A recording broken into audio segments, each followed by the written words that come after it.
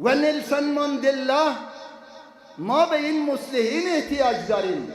در آفریقای جنوبی که وضع مردم جز خونریزی فیما بین، کار دیگر و چیز دیگر نبود، کار را با کار فرهنگی و فکری، با قبول فشار، با قبول زندان و هزار مصیبت به نقطه رسان که همه مردم آفریقای جنوبی رو در روی هم ایستادن و از یکدیگر با اشک چشم و تأسف خوردن بر گذشته عذر خواهی کردن. این دو حادثه مرا سخت تکان داده. آیا روزی خواهد رسید که ما هم دست به سینه رو در روی هم بیستیم بگیم برادر معذرت میخواهیم؟ پشتو همین کار رو کند، تاجیک همین کار رو کند، هزاره همین کار رو کند، ازبک همین کار رو کند و همه ما روی این حساب نبینیم که کی بیشتر بدی کرده، کی کمتر، کی بدی نکرده. باید بیاییم برای حل مشکل ملی رای حل ملی پیدا بکنیم، همه مردم در برابر هم قرار بگیرد و از یکدیگر معذرت بخواید. الناس علی دین ملوکهم، شکل فرهنگی جامعه این چنین است که مردم به بزرگان می‌بیند. در استرالیا اگر کوین راد این رشد فرهنگی رو نداشت آن فاصله پر نمیشد. در آفریقای جنوبی اگر نلسون ماندلا قدم بر نمی داشت اون وضعیت آشفته و رقتبار در اونجا معالجه نمی شد. ای نلسون ماندلای افغانستان در کجا خوابیده ای؟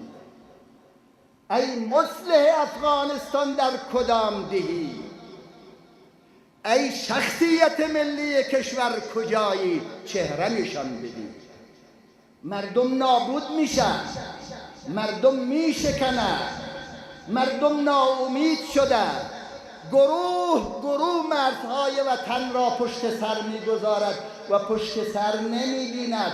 خود رو به موج دریا می سپارد و نابود می شود ولی از کشور خارج می شود. اینا درهای کجای مصلحین افغانستان؟ کجای دلسوزان افغانستان؟ نجات پشتو دروغ است، نجات تاجک دروغ است، نجات ازبک دروغ است، نجات هزاره دروغ است. این شعارهایی که میدن باور کنید هیچ یک از این شعارها عملی نیست. مردم افغانستان تا به عنوان یک ملت نجات پیدا نکند کام همه در این کشور تلخ خواهد بود.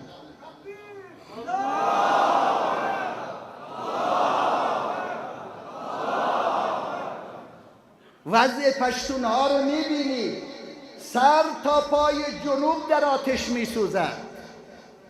مناطق تاجک نشین رو میبینید، همه در آشوب و بلوا غرقه و مادران داغدار و پدران دل شکسته. ازبک ها رو میبینید گله گله کشته میشود. مناطق هزارجات هم نه، ولی کجای افغانستان برای هزاره امنه؟ هر طرف را می افتد دیدن کشورش برود، برای کاری برود در راه گرفته می شود و اختطاف می شود و کشته می شود و سرش بریده می شود، شکمش دریده و قلبش بیرون انداخته می شود. این وضعیت همه مردم است که خوشبخته. بعد در چنین شرایطی رهبران روز خوش دارند. رئیس جمهورها، من یک سفر در طیاره با پرایم منیستر نخست وزیر استرالیا شخصیت درجه اول کشور در یک پرواز بودیم. هر دوی ما از همون راه روی که همه تلاشی میشد با هم عبور کردیم. مرا بیرون نمیدانم او تلاشی دیجیتالی که میکنم مرا نکرد، اما کالای او را از امو تلاشی هم کرد تا مردم ببیند اینجا قانون چه رقم است. و بعد پرایم منیستر با بچه های بایسکل سواری میکنه. رهبرای ما چرا برای هر پسرش 20 نفر 30 نفر محافظ بگذارد تا اشهر در امان باشد؟ و بزرگان دولتی همه به این وضعیت گرفتار است. پس بیایید برای نجات فکری کنیم. پیشنهاد من این است که ما از بالا باید شروع کنیم. حکومت وحدت ملی لااقل به این اندازه تمثیل کننده است که مردم به این دو جناح رأی داده، یعنی سرنوشتش را، وطنش را، آیندهش را، امنیتش را، نوامیسش را به اینها اعتماد کرده. در همونجا به شمول همه رهبران و چیزفهما یک سمینار علمی آزاده که مردم ببیند که صادقانه سخن میگوید که نمیگوید دایر کنند و حل مشکلات ملی را به شکل ملی جستجو کنند. دیگه وقت آن رسیده. وقت ماندلا نداریم، باید بسازیم. وقت گاندی نداریم، باید بسازیم. وقت منجی نداریم، باید بسازیم. وقت مصلح نداریم، باید بسازیم. باید بیاین اینا یک فکر به حال این مردم بکنن و کار رو بیش از بیش نگذارن برگشت ناپذیر شود تا فردا هیچ کس در برابر تاریخ کشور و وجدان عمومی مردم پاسخ داده نتواند و همه ما روسیاهان تاریخ این کشور نشویم. بیایید، فرصت هست. مردم حامی است، مردم پشتیبان است، به مردم اعتماد کنید. بیایید راه حل ملی جستجو کنید. از احساسات قومی، از احساسات مذهبی مردم سوء استفاده نکنید. بگذار هر قوم خودش باشد، هر مذهب خودش باشد، ولی در این کشور به عنوان ملت واحد و دارای سرنوشت واحد زندگی شریفانه داشته باشد. بیشتر از این شما رو زحمت نمیدم، عرضم در همین جا تمام شد. یک یادی هم از عاشورای امام حسین علیه السلام بکنیم. برادرم جناب آقای محقق شما رو به کربلا بردن. لحظه وداع امام حسین را بازگو کرد. من قضیه پس از شهادت رو مطرح می کنم. وقت امام حسین به شهادت رسید، قبلا امام اطراف خیمگاه را به شکل نیم دایره خندق کنده و آتش افروخته بود تا دشمن از هر طرف نتواند به خرگاه امام حسین هجوم بیاره. فقط پیش روی خیمه بازه لشکر کوفه و شام دسته های آتش زده نی در دستانشان از همین دهلیز یک مرتبه هجوم آوردن بالای خیمگاه امام حسین. همی که پای اینها رسید، دود از خیمگاه امام حسین رو به آسمان بلند شد.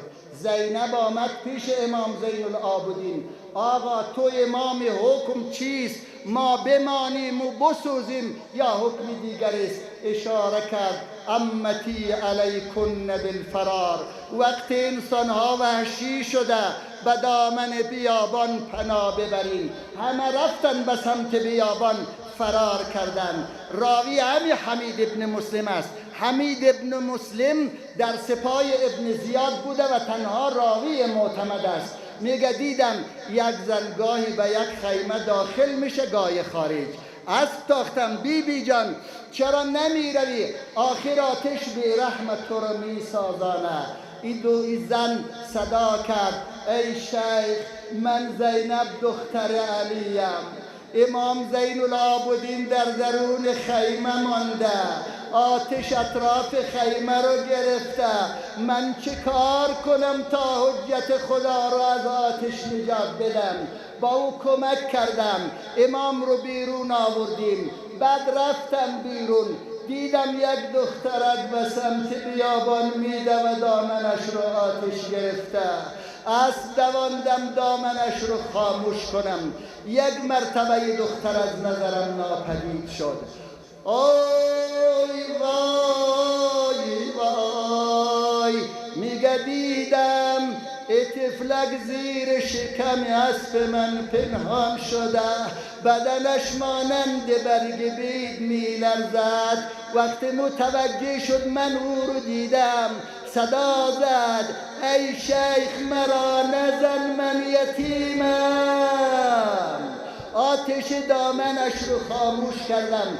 وقتی از من مهربانی دید صدا زد ای شیخ بگو راه نجف کجاست؟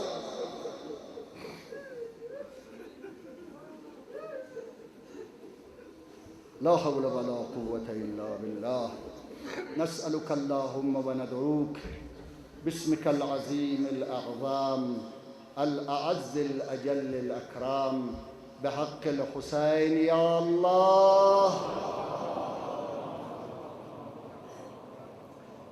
پروردگارا وحدت و یگانگی نصیب مسلمانان جان بفرما. نفاقی شکن گردان، نفاق انگیزان هدایت فرما، در صورت فقدان لیاقت نابود گردان. مسلمین از شرارتشون در امانت نگه دار. حاجتمندان برآور. کشور عزیز ما را از بلایا و مصیبت آزاد گردان و نجات بخشای. مسئولین رو دلسوز و مردم گردان، مردم رو وفادار و آگاه و مسئولین گردان. پروردگارا مشکلات ما رو حل فرما و تعجیل در ظهور ولیت و نجات مردم بفرما. و آخر دعوانا ان الحمد لله رب العالمین.